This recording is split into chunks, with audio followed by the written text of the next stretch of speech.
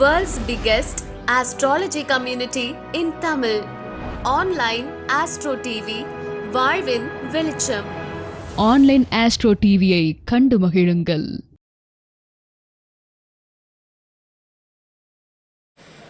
அடுத்து திருமணமும் தசாபுத்தியும் என்ற தலைப்பில் திருமதி மீனாட்சி வெங்கடேசன் ஈரோடு அவர்கள் பேச வருமாறு அன்போடு வருக வருக என்று வரவேற்கின்றேன். கைத்தட்டல் கொடுங்க. ரைட் மேடம், நீங்க பேசுங்க. நீங்க பாத்தீங்கன்னா யூடியூப் சேனல்ல நிறைய ஜோதிட சேவை செய்து கொண்டு இருக்கின்றார்கள். யூடியூப்ல டெய்லி பேசிட்டு இருக்கிறாங்க. நிறைய கருத்துக்கள் ஜோதிடத்துக்காக செய்து கொண்டு இருக்கின்றார்கள்.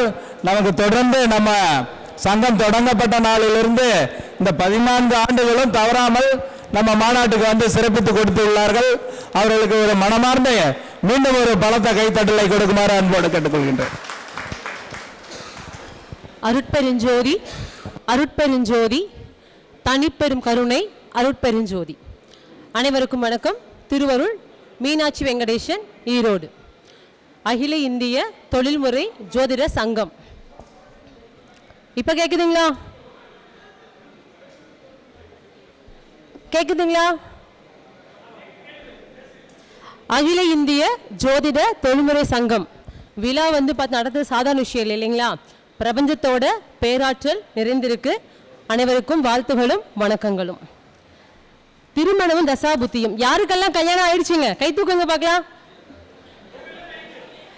ஒரு வாட்டி தாங்க. ஏன்னா திருமண வாழ்க்கை ஒரு முறை தானே இல்லைங்களா? திருமண வாழ்க்கை வரம் தானே. சொல்றத கொஞ்சம் கவனிச்சு வந்தீங்கன்னா சீக்கிரமா விட்டுருவேன். கவனிக்காம பேசிட்டே இருப்பேன். அக்காவும் பேச முடியாது, அண்ணாவும் பேச முடியாது. பேசலாங்களா? எல்லாம் கவனிக்கிறீங்களா? எல்லாரும் ஜோரா கிளாப் பண்ணுங்க பார்க்கலாம். பாதி பேர் கவனிக்க விளையாட்டுருக்கே. எல்லாரும் கவனிச்சா நல்லா இருக்கும் இல்லையா? சரி, திருமணம் அப்படிங்கிறது வச்சுக்கோங்க, நம்ம வாழ்க்கையில அமையக்கூடிய ஒரு வரம் தானே கணவன் மனைவி உறவு அப்படிங்கிறது. முக்கியமா பாத்தீங்கன்னா உங்க ஜாதகம் ஒவ்வொருத்தரும் பிறக்கும் பொழுது நகர்கின்ற கோட்சாரமே ஜாதகம். நாம் வாங்கி வரும் வரம் இல்லைங்களா? வாங்கி வரும் வரம் யாராலும் எப்பவும் மாற்ற முடியுங்களா? வாய்ப்பு இருக்கா? சொல்லுங்க, ஆன்சர் பண்ணுங்க. முடியாது இல்லைங்களா? அப்ப 2-7ங்கிறது உங்க திருமணத்துக்கு உண்டான பாவகம். ஒரு பெண் வந்து பாத்தீங்கன்னா எப்பவுமே ஒரு ஆணை சார்ந்து இருப்பாங்க. எப்படி? பிறக்கும் பொழுது தந்தை, அதுக்கப்புறம் பாத்தீங்க வச்சுக்கோங்க அண்ணன், அப்புறம் கணவர், அதுக்கப்புறம் மகன் இல்லைங்களா, மருமகன், அப்புறம் பேரன்னு சார்ந்திருப்பாங்க. ஆண்கள் வந்து 2 பெண்கள், அதாவது ஃபர்ஸ்ட் தாயும் 2வது தாரமும் இல்லைங்களா? கொஞ்சம் பேசாம இருந்தவங்க நல்லா இருக்கும்.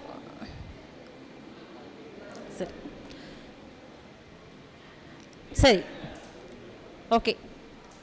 அதாவது ஒரு ஆணுக்கு வந்து பாத்தீங்கன்னா தாயும் தாரமும். 4ஆம் இடம் தாய் இல்லைங்களா? 4ஆம் இடத்திற்கு 4ஆம் இடம் என்னங்க? தாரம், இன்னொரு தாய் இல்லைங்களா? அப்ப திருமணம் தசாபுத்தியும். அந்த காலத்துல பாத்தீங்கன்னா 10 பொருத்தம் பார்த்தாங்க இல்லைங்களா? பொருத்தங்கள் பார்த்துட்டு கோயில்ல வாக்கு கேட்டு திருமணம் சிறப்பா வாழ்ந்துகிட்டு இருக்காங்க வாழ்க்கை முறையில. ஆனா இன்னைக்கு வந்து பாத்தீங்கன்னா திருமணம் சகிப்புத்தன்மையும் பொறுமையும் யாருக்கும் இல்லை. யாருக்கு இல்லைங்க? 2K கிட்ஸுக்கு இல்லை இல்லைங்களா? சகிப்புத்தன்மையும் பொறுமையும் ரொம்ப அவசியம் திருமண வாழ்க்கைக்கு. விட்டு கொடுத்து போகணும் இல்லைங்களா? இங்க யார் விட்டு கொடுத்து போறதுங்கிறத இங்க பெரிய போராட்டமே. நானா நீயா இல்லைங்களா? ஓகே. அப்ப என்னுடைய ஆய்வு வந்து 18 வருஷங்க ரன்னிங். இந்த 18 வருஷத்துல நான் திருமண அமைப்பு அப்படின்னு பார்த்தீங்கன்னா ஒரு 15 வருஷத்துக்கு மேட்சிங் பார்ப்பேன். அந்த 15 வருஷத்துலையும் திசா புத்திகள் பலமா இருந்தா மட்டும்தான் அந்த ஜாதகத்தை இணைத்து கொடுப்பேன். இல்லைன்னா சேர்த்து கொடுக்க மாட்டேன். என்ன காரணம் கேட்டீங்கன்னா, ஒரு திருமண வாழ்க்கைங்கிறது 20 வருஷம் தான் என்னுடைய கணிப்பு. முதல் 5 வருடம் அவர்களுக்காக அவர்கள் வாழக்கூடிய வாழ்க்கை. 2 குழந்தைங்க பிறந்துடும். அதுக்கப்புறம் பொருளாதார சுச்சு வந்துடும் இல்லைங்களா? 2 பேருமே வேலைக்கு போக நிர்பந்தம் கட்டாயம் இருக்கும். அதுக்கப்புறம் பார்த்தீங்கன்னா அந்யோன்யம் கொஞ்சம் குறையும். 10 வருஷம் அடுத்து பார்த்தீங்கன்னு வச்சுக்கோங்க, 15 வருஷம் போது யாரோ ஒருத்தருக்கு ஹெல்த் பிரச்சனை வந்துடும். உண்மையா இல்லைங்களா? ஹெல்த் ப்ராப்ளம் வந்துடும்.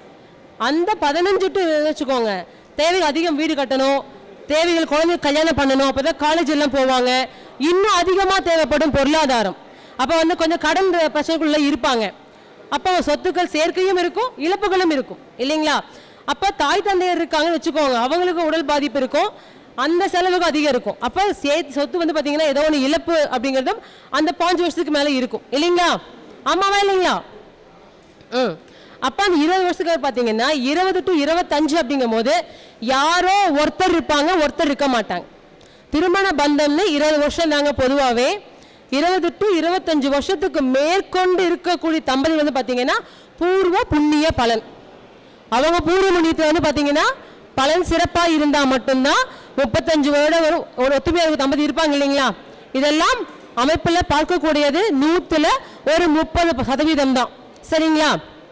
சரி, இப்போ திருமணம் தசாபுத்தி பார்த்தீங்க அப்படின்னா எந்தெந்த தசாபுத்திகள் வரும் பொழுது திருமண வாழ்க்கையில் பிரச்சனை வரும். அப்போ ஆரம்பத்திலேயே நம்ம தசாபுத்திகள் பார்க்க நம்ம தெரிஞ்சுக்கிறோம் இல்லைங்களா? அப்போது ராகு தசையோ கேது தசையோ வச்சுக்கோங்க, ஒரு ஆணுக்கும் பெண்ணுக்கும் நடக்குது அப்படின்னா இல்லற வாழ்க்கை சிறப்பாக கொண்டு போக மாட்டாங்க. என்ன காரணம்? ராகு காம கிரகம் இல்லைங்களா, கேது ஞான கிரகம். அது யாராக இருந்தாலும் ஆன்மீகம் விரதம் அப்படின்னு சுற்றுலாலாம் அப்படி போயிடுவாங்க. இவங்க அப்படி கிடையாது. ராகு வந்து பார்த்தீங்கன்னு வச்சுக்கோங்க, இப்போ பிரம்மாண்டம் தன்னுடைய ஆசைகள் தேவைகள் சுயநலம் கருதுவாங்க.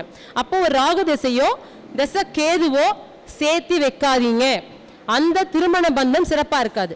அதுலேயும் பொதுவாக பார்த்தீங்கன்னா 1, 7, 2, 8, 6, 12 இந்த பாவகங்களில் ராகு கேதுக்கள் இருக்கும் பொழுதோ சம்பந்தம் கோச்சாரத்தில் இதே அமைப்பில் ராகு கேது சம்பந்தமோ பார்வையோ சேர்க்கையோ இருக்கும் பட்சத்தில் தசா புத்திகள் நடக்கும் பொழுதோ அதே 1, 7, 2, 8, 6, 12 சம்பந்தப்பட்ட கிரகத்தோட தசா புத்தி சாரத்தில் பயணம் பண்ணும் பொழுதோ திருமண வாழ்க்கையில் பிரச்சனை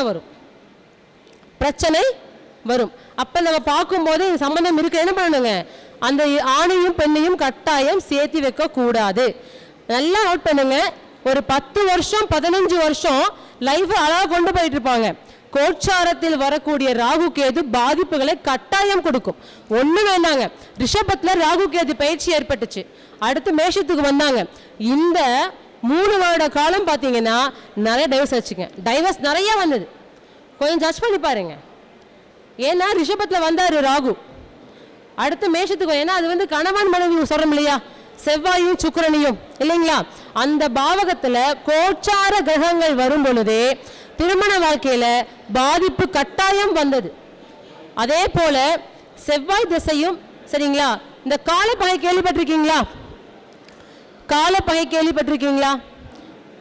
சூரியன் சந்திரன் செவ்வாய் சரிங்களா, இந்த தசா புத்தி காலங்கள் கேது இந்த நாளுக்குமே சனியோடைய புத்தி காலம் வந்து பார்த்தீங்க வச்சுக்கோங்க காலப்பகையை குறிக்கும். இந்த காலப்பகை தசா புத்திகள் வரும் பொழுதே பார்த்தீங்கன்னா அந்த இல்லற வாழ்க்கையை சிறப்பாக கொண்டு போக முடியாது. அப்போ அந்த அமைப்பிலேயே திருமணத்தை நடத்தணும்னா அதுவும் பாதிப்பு தான். கேது மகா தசா புத்தி காலமும் அஷ்டம சனி காலமும் திருமண வாழ்க்கை சிறப்பை தருவது இல்லை. அப்போ தசா புத்தி நடக்குது அப்படின்னாலோ அதே போல அஷ்டம சனி காலமும் திருமணம் கட்டாயம் தவிர்க்க வேண்டும். ஏன்னா 8ஆம் இட சனி பகவான் வச்சுக்கோங்க உங்களுக்கு வந்து பாதிப்புகளையும் பிரச்சனைகளையும் திருமணத்தில் கொடுப்பார். சுமூகமாக நடந்து போயிட்டு இருக்க திருமண வாழ்க்கை கூட கேது மகாதசாவோட புத்தி காலமும் அஷ்டம சனி காலமும் கட்டாயம் பிரச்சனையை கொடுக்குது. சரிங்களா? சரி, அடுத்த இடத்தையும் வச்சுக்கோங்க. புதன் திசையில் ராகு புத்தியும் ராகுல புதனும் காலப்பகை அந்த அமைப்பில் வந்து பார்த்தாலுமே திருமண வாழ்வு வந்து சிறப்பாக இருக்கிறது இல்லை. சுமூகமாக லைஃப்பை கொண்டு போனால் கூட பிரச்சனைகள் அப்படிங்கிறது இருக்கு. சரிங்களா? நிறைய கருத்துக்கள் இருக்கு. பட் ஆனால் என்னன்னு கேட்டீங்கன்னா சில பேச்சுகள் வரும்போது சொல்லக்கூடிய விஷயம் என்ன உங்களுக்கு சத்தம் கேட்கலீங்களா?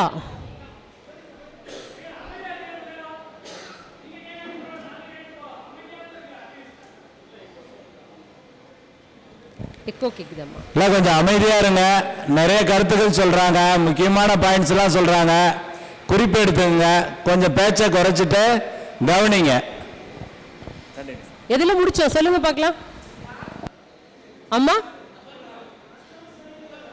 புதன் ராகு, புதன் திசையில ராகு புத்தியும் ராகு திசையில புதன் புத்தியும் காலப்பகை இந்த அமைப்பு கொண்ட இது வந்து பார்த்தாலுமே உங்களுக்கு திருமண வாழ்க்கை சிறப்பு இருக்காது. சரிங்களா? அப்ப அந்த காலத்தில் கல்யாணம் ஆயிடுச்சுங்க. கல்யாணம் முன்னாடி ஆகக்கூடியதாக பார்த்தா சொல்லலாம். கல்யாணம் ஆனதுக்கு அப்புறம் தசா புத்தி வராமல் இருக்குமா? அப்ப என்ன பண்ணணும், இந்த பெண்ணுடைய ஜாதகத்திலையும் ஆண் ஜாதகத்திலையும் பார்த்து வச்சுக்கோங்க. ஒரு ஜாதகம் ராகு திசையில புதன் புத்தி போயிட்டு இருக்கு, இந்த பொண்ணுக்கு பாத்தீங்கன்னா கேதுல சனி புத்தி போயிட்டு இருக்கு. எப்படி இருக்கும் லைஃப் அவங்களுக்குள்ளார? போராட்டம் தான். ஒரே விஷயம் சொன்னேன், நீங்க வெளியூருக்கு வேலைக்கு போயிருங்க, ஒன்று வாரத்துக்கு ஒரு தடவை வாங்க, இல்லைன்னா மாசம் 2 வாட்டி வாங்க. என்ன காரணம்? அவங்கள இயற்கையாகவே பிடிச்சி வைக்கணும். சரிங்களா? ஒரே வீட்டில் சமையல் செஞ்சு சாப்பிட்டு சந்தோஷமா இருப்பாங்களான்னு கேட்டீங்கன்னா கேள்விக்குறி. ஏன்னா அந்த அமைப்பு கட்டாயம் பிரித்து வைக்கும். சின்ன பிரச்சனை கூட பெருசா தெரிஞ்சிருங்க, ஒண்ணுமே இருக்காது, ஜாலியா உட்கார்ந்து பேசுவாங்க, சண்டை போட்டு எந்திரிப்பாங்க. அந்த சண்டை ஏன் வருதுன்னு கேட்டீங்கன்னா எப்பவோ முடிஞ்சிருக்க பிரச்சனை. எப்படிங்க? எப்பவோ பழைய பிரச்சனை. ஐயா கை தூக்கிட்டாரு பாருங்க, காலப்பகை இங்கே போயிட்டு இருக்காங்க. சரிங்களா? திருப்பதி போயிடாதீங்க. காலப்பகை திசை புத்தி காலங்களில் புதன் ராகு புதன் நடக்கும் பொழுது திருப்பதி போகக்கூடாது. திருப்பதி போயிட்டு வந்தீங்கன்னா திருப்பம் கிடையாதுங்க, எந்திரிக்கவே முடியாது, உங்களால திருப்பம் வராது. அந்த புதன் ராகுக்கும் ராகு புதனுக்கும் கட்டாயம் பிரச்சனை உண்டு. சரிங்களா? ஜாதகம் சொல்லிடுங்க. சரிங்களா? அவங்க போகக்கூடாது. சரி, அடுத்து எடுத்தீங்க அப்படின்னா செவ்வாய் திசையில சனியோட புத்தி வந்து பாத்தீங்கன்னா அது யுத்த கிரகம் தானே, யுத்த கிரகம் தான் உங்களுக்கு செவ்வாய் சனி. அப்ப இந்த பெண்ணோடைய ஜாதத்துல பாத்தீங்க வச்சுக்கோங்க, பொதுவா சொல்லுவாங்க இந்த சூரியன் செவ்வாய் சேர்ந்து இருக்கு அப்படின்னா அவங்களுக்கு வந்து யோகம் இருக்காதுன்னு. 2 ராசிக்கு மட்டும் அதிகமா எடுத்துக்கோங்க. ஒன்று வந்து துலாம், இன்னொன்று மகரம். ஏன் கேளுங்க, துலாம் ராசிக்கு சூரிய பகவான் பாதகாதிபதி, செவ்வாய் பகவான் மாரகாதிபதி. சேர்க்கை இருக்கு அப்படின்னாவோ திருமணத்துக்கு பிறகு தசாபுத்தி வந்தாவோ பிரச்சனை. 2 விதமான வாழ்க்கையை கட்டாயம் அமைத்து கொடுக்கும். அதுவும் சம்பந்தம் 8, 12, 7, 11 சம்பந்தம் இருக்கு அப்படின்னா ஒன்று பிரிஞ்சிருவாங்க, இல்லைன்னா அண்டர்ஸ்டாண்டிங் வராது. சரிங்களா? அதே போல மகரத்துக்கு எடுத்தீங்கன்னா செவ்வாய் பகவான் பார்த்தீங்கன்னா வருவார் பாதகாதிபதியா, இங்க சூரிய பகவான் பார்த்தீங்கன்னா அஷ்டமாதிபதியா வருவார். நன்மை செய்யாத கிரகம் பார்த்தீங்கன்னா இந்த துலாத்துக்கும் மகரத்துக்கு மட்டும்தான். சூரியன் செவ்வாய் கட்டாயம் கூடாது. சரி, அப்படி அமைப்பு இருக்கு, என்ன பண்ணலாம்? நமக்கு ரூல் தானே வேணும் இல்லைங்களா? விதி இருக்கு, அதுக்கு விலக்குகள் என்ன, அதை நம்ம பார்க்கணுங்க. இவன் என்ன பண்ணணும்னு கேட்டீங்கன்னா பூந்தோட்டம் கோயில் பக்கத்துல கொத்தவாசல் ஒரு சாமி இருக்கார், அதாவது ஆபத்சகா ஈஸ்வரர். அந்த ஆலயத்துக்கு இவங்க கட்டாயம் போகணும். பூந்தோட்டம் போய் ஸ்டாப் இறங்கிக்கோங்க. கொத்தவாசல் ஊர் பேரு ஆபத்சகா ஈஸ்வரர். இந்த கோயில்ல செவ்வாய் சூரியன் சேர்க்கை இருப்பவர்களும் போலாம்.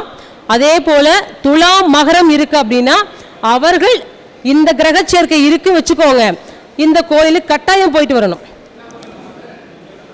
ஆபத் ஈஸ்வரர் கோயில் தாங்க. செவ்வாய் என்னங்க கொத்தவாசல், பூந்தோட்டம் போயிட்டீங்கன்னா அங்க கொத்தவாசல் கோயில் பேருங்க. பூந்தோட்டம் எங்க? கூத்துவர் இருக்கு இல்லைங்களா, சரஸ்வதி அம்மன் கும்பகோணம் தான், கும்பகோணம். இந்த பக்கம் வலது பக்கம் போனீங்கன்னா அம்மா இருப்பாங்க, சரஸ்வதி அம்மா இருப்பாங்க. இந்த பக்கம் பார்த்தீங்கன்னா கொத்தவாசல். சரிங்களா? இந்த கோயிலுக்கு எப்படி நீங்க போகணும்னு கேட்டீங்கன்னா துவரம்பருப்பு 1 கிலோ, கோதுமை 1 கிலோ. சரிங்களா? 1 மீட்டர்ல சிவப்பு ஜாக்கெட் பிட்டு 3 மீட்டர் வாங்கிக்கோங்க தனித்தனியா. நல்ல குவாலிட்டியான கிளாத்தாக வாங்கிக்கோங்க. சரிங்களா? அதுக்கப்புறம் ஒரு செம்பிலையோ இல்லை பித்தளையோ தாம்பூல தட்டு வாங்கிக்கணும். தட்டோட தான் வச்சு கொடுக்கணும். ஏன்னா செவ்வாய் பகவான் அனாதையாக இருந்து சூரிய பகவான் அவரை எடுத்து வளர்த்திருந்தான் இந்த ஆபத்சகா ஈஸ்வரர் கோயில். பழமை வாய்ந்த கோயில். சர்ச் பண்ணிங்கன்னா கூகுளில் வந்து நம்பர் வந்துடும். ஐயர் பேர் ராஜா. பட் ஆனால் அவர் இப்போ அவர் இல்லை, அவர் பகன் தான் பார்த்துக்கிட்டு இருக்கார். ரிசல்ட் பக்காவாக இருக்குங்க. சரிங்களா? ரிசல்ட் நல்லா இருக்குங்க. இந்த கோயிலுக்கு போகும்போது அந்த ஆணுடைய ஜாதகத்திலேயோ பெண் ஜாதகத்திலேயோ செவ்வாய் சூரியன் சேர்க்கை இருக்குன்னா என்ன வீடுன்னு பாருங்க, அது யாருடைய வீடு, அது என்ன பாவகம், அதற்கு தாராபலனும் எடுத்துக்கலாம், இல்லைன்னா யோக கிரகத்தோட பார்த்துக்கலாம், இல்லை கோட்சாரத்தில் 7, 9 அமைப்பில் உள்ள கிரகங்கள் அந்த பாவகத்தை பார்க்கும் பொழுது நிவர்த்தி நல்லா இருக்கும். அடுத்து அப்ப போயிட்டு வந்துருங்க. தசாபுத்தி என்ன போயிட்டு இருக்கு உங்களுக்கு, தப்பிச்சிட்டீங்க. சரிங்களா? சனி சுக்கிரன் புத்தி போயிட்டு இருக்கு, ஆனால் செவ்வாய் புத்தியில நீங்க போயிட்டு வந்துடுங்க. சுக்கிரன் புத்திக்கு அப்புறம் சூரியன் புத்தி வருது இல்லைங்க, போயிட்டு வந்துடுங்க. சரிங்களா? சனியில் சூரியன், ஏன்னா சனி பகவான் பற்றி வச்சுக்கோங்க, கொடுத்தாலும் சனி பகவான் சூரியன் வந்து பிரச்சனை தான் உங்களுக்கு. என்ன ராசி என்ன லக்னம்? நீங்கள் புதனோட அம்சத்தில் உட்காந்துட்டு இருக்கீங்க. சூரிய பகவான் ரொம்ப பிடிக்கும் புதனை. சூரிய பகவானுக்கு பிடித்த கிரகம் பார்த்தீங்கன்னா புதன் பகவான் தான். ஏன்னா சிம்மத்துக்கு யோகாதிபதி வர இல்லைங்களா, இருந்தாலும் புதனுக்கு வந்து பார்த்தீங்கன்னா கன்னி வீட்டுக்கு பாண்டா வராருல்ல சூரிய பகவான், அதனால சூரிய புத்தியில் கட்டாயம் போயிட்டு வந்துடுங்க. சரிங்களா? ஏன்னா சனி பகவான் இருட்டு கிரகம், சூரிய பகவான் ஒளி வாய்ந்த கிரகம். அமைப்பில் எப்படி இருக்காங்கன்னு பாருங்க. எடுத்துட்டு 7, 9க்கு உண்டான கிரகங்கள் இந்த சூரியனும் செவ்வாயும் பார்க்கும் நேரம் கோச்சாரம் ரெட்டிப்பான யோகம் கிடைக்குங்க. ஒரு பரிகாரம் பண்ணுறதை விட நம்ம அது எப்போ செய்யறோங்கிறது தான் முக்கியமான ரூல். அது செஞ்சாதான் நிவர்த்தி. இன்னொரு விஷயம், மனம் எண்ணம் செயல் ஒன்றே இணைந்து பண்ணணும், அதுதான் இன்னும் பலம். ஒரு பரிகாரம் செய்யறதை விட சொல்றதை விட செய்யறதுக்கு உண்டான காலச்சூழல் மிக அவசியம். அதற்குண்டான உங்க ஜாதகத்தில் யோகம் இருந்தால் மட்டுமே பரிகாரம் கூட என்ன உங்களுக்கு பலன் கொடுக்கும். இங்க போய் பார்த்தோம் சொன்னாங்க கிடைக்கலன்னு யாருக்கு சொல்லக்கூடாது.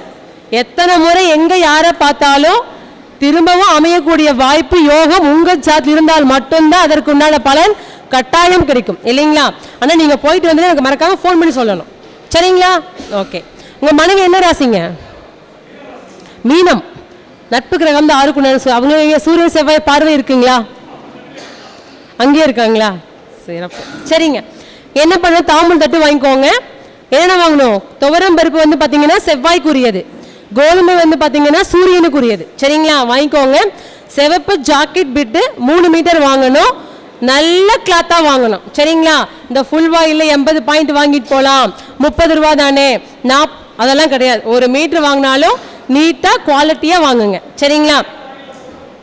வாங்கிக்கோங்க. சரிங்களா? தாம்பூல தட்டு செம்பு பித்தளை யாருங்க? ஒன்று சூரியனை குறிக்கும், இல்லை செவ்வாயை குறிக்கும், வேற யாரும் இல்லை இல்லைங்களா? செம்பு பித்தளை அப்படிங்கிறதே. ஒரு தாம்பூல தட்டு வாங்கிக்கோங்க. 3 தேங்காய் வாங்கிக்கணும். இதில் என்னன்னு கேட்டீங்கன்னா ட்விஸ்ட் என்ன கேட்டிங்கன்னா வாழைப்பழம் தான் ட்விஸ்ட்டு. 16 பழம் கூட சீப்பு தான் வாங்கணும். நீங்கள் பிக்கவும் கூடாது, ரொம்ப முக்கியம் குறையவும் கூடாது. ஒரு சீப்பு எடுக்கும் போதே 16 பழம் இருக்கணும். ரெட்டை பழம் கட்டாயம் இருக்கக்கூடாது. 4 கடை ஏறி இறங்கு வாங்கிங்க. அப்பவும் 16 பழம் கட்டாயம். 16 யாருங்க? 16 செல்வம் சொல்றேன் இல்லைங்களா? இருந்தாலும் குரு தான் நிவர்த்தி. எப்பவுமே குரு பகவான் பாக்கிய கிரகம் தானே உங்களுக்கு. காலபுருஷனுக்கே 9க்கு உண்டான கிரகம் அவர் தானே. அதனால என்ன பண்ணணும்? அவரை முழுசா வைக்கணுங்க. முழுசா வச்சாதான் முழுமையான யோகத்தை கொடுப்பாரு. அந்த குரு உங்க ராசிக்கு லக்னத்துக்கு பாதகாதிபதியாக இருந்தாலும் பரவாயில்ல. சரிங்களா? தவறு கிடையாது. இந்த விஷயத்தை பார்த்துக்கோங்க. 16 பழம் அப்படிங்கிறது ரொம்ப இம்பார்ட்டன்ட். நீங்கள் 18 வாங்கி 2 பிக்கக்கூடாது. ஏன்னா அது ஒச்சம் தானே உங்களுக்கு. முழுமையாக விஷயத்தை பிச்சுட்டோம் அப்படின்னா நமக்கு எப்படி பலன் கிடைக்கும் சொல்லுங்கம்மா? ரெட்டைப்பழம் கூடாது. ரெட்டைப்பழம் கூட ஒன்று தானே கணக்காகும் உங்களுக்கு. ரெட்டைப்பழம் கூடாது. நான் சொல்கிறேங்க, இன்னும் பாயிண்டே முடிக்கலையே இல்லைங்க. இதெல்லாம் வாங்கிட்டு பூந்தோட்டம் ஸ்டாப்பிங்கில் போய் இறங்கிட்டு 3 மாலை வாங்கிக்கோங்க. நீங்கள் எந்த கோயிலுக்கு எப்போ போனாலும் அந்தந்த ஊர் எல்லையில் போய் தான் நீங்கள் பூ வாங்கணும். என்ன காரணம்னு கேட்டிங்கன்னா அந்த பூ வாடாமல் இருக்கும், ஃப்ரெஷ்ஷாக இருக்கும். எல்லா பக்கம் நீங்கள் பஸ் ட்ராவல் பண்ணும்போது ஹீட் ஆகிடும். அந்த பூ எடுத்து பாருங்கள், சூடாக இருக்கும் இல்லைங்களா? பூ வந்து எப்பவுமே குளிர்ந்தான் கொடுக்கணும். ஏன்னா சாமி உடம்புல படுது இல்லைங்களா? நீங்கள் கவரில் வச்சு கட்டி ட்ராவல் பண்ணி எடுக்கும்போது சூடாக இருக்கும். சாமியில் போட்ட பாவம் இல்லைங்களா? பாவமே இல்லைங்களா? அதனால் அந்தந்த எல்லையில் மாலை வாங்கிக்கோங்க. 3 மாலை வாங்கிக்கோங்க. நேராக கோயிலுக்கு காலையில் 6 மணிக்கும் போது அந்த கோயில் இருக்கணும். அப்போ செவ்வாய்க்கிழமையும் சூரியன், ஆனால் ஞாயிற்றுக்கிழமை மிக சிறப்பு. ஏன்னா அந்த ஹோரை இருக்கும் இல்லைங்களா? அந்த ஹோரை சிறப்பாக இருக்கும். உங்கள் நட்சத்திரத்துக்கு தாரா பலனும் அந்த செவ்வாய்க்கிழமையில் அதே ஞாயிற்றுக்கிழமையில் இருந்தால் ரெட்டிப்பான யோகம். நான் சொன்ன மாதிரி 7, 9க்கு உண்டான கிரகம் கோச்சாரத்தில் பார்வை செய்தும் பொழுது இன்னும் சிறந்த பலன் கிடைக்கும். சரிங்களா? ஏங்க திறந்துருப்பாங்க, எல்லா கோயிலுமே 5 நாள் திறந்துருப்பாங்க. சரிங்களா? சிவாலயங்கள் பார்த்தீங்கன்னா பள்ளியறை பூஜை நடக்குது இல்லைங்களா? கருவற பூஜை வந்து பார்த்தீங்கன்னா காலைல 5:15க்கு ஆரம்பிச்சிருவாங்க. சரிங்களா? ஸோ அந்த கோயிலுக்கு போகணும். அங்கே போயிட்டு தாம்பூல் தட்டில் வச்சு அந்த வெத்தலை பாக்கு மித்தலை உங்கள் விருப்பம். காணிக்கை வந்து பார்த்தீங்கன்னா ஒன்று 501 வைங்க, இல்லைன்னா 1001 வைங்க. சரிங்களா? ஐயருக்கு அந்த தாம்பூல தட்டோட கொடுத்துருங்க. தாம்பூல தட்டோட எதையுமே கவர்ல இருந்து பிரிச்சிருங்க. சரிங்களா? கவர்ல இருந்து பிரிச்சுட்டு அந்த ஜாக்கெட் பிட் இருக்கு இல்லைங்களா, ஒரு ஜாக்கெட் பிட்ல துவரம் பருப்பை கொட்டுங்க. இன்னொரு ஜாக்கெட் பிட்ல வந்து பார்த்தீங்க வச்சுக்கோங்க கோதுமையை வைங்க. இன்னொரு ஜாக்கெட் பிட்ல அந்த மாலையை வைங்க. சரிங்களா? அந்த தேங்காய் பழம் வச்சு வெத்தலை பாக்கு வச்சு காணிக்க வச்சு தாம்பூல தட்டோட ஐயர்கிட்ட கொடுத்துட்றீங்க. கொடுத்துட்டு அர்ச்சனை எல்லாம் பண்ணி முடிச்சுட்டு அடுத்து என்ன பண்ணு கேட்டிங்கன்னா 12 முறை அந்த கோயிலை வலம் வரணும். எப்படி தெரியலாம்? அடி மேல அடி வச்சு வலம் வரணும். ஏன்னு சொல்லுங்க பார்க்கலாம். அடிப்பிரதட்சணம் பெயர். நீங்க சும்மா வச்சுக்கோங்க, சுத்தும் போது உங்க எண்ணம் சிந்தனை ஒரே மாதிரி இருக்காது இல்லைங்களா? நம்ம எதெல்லாம் பார்க்குறோமோ அதெல்லாம் சிந்தனைக்குள்ள போகும். நீங்க அடி மேல அடி வச்சு பாருங்க, பயமா இருக்கும், கீழே விழுந்துருவோமோ, உங்க எண்ணம் எங்கேயுமே போகாது. ஆமாவா இல்லைங்களா?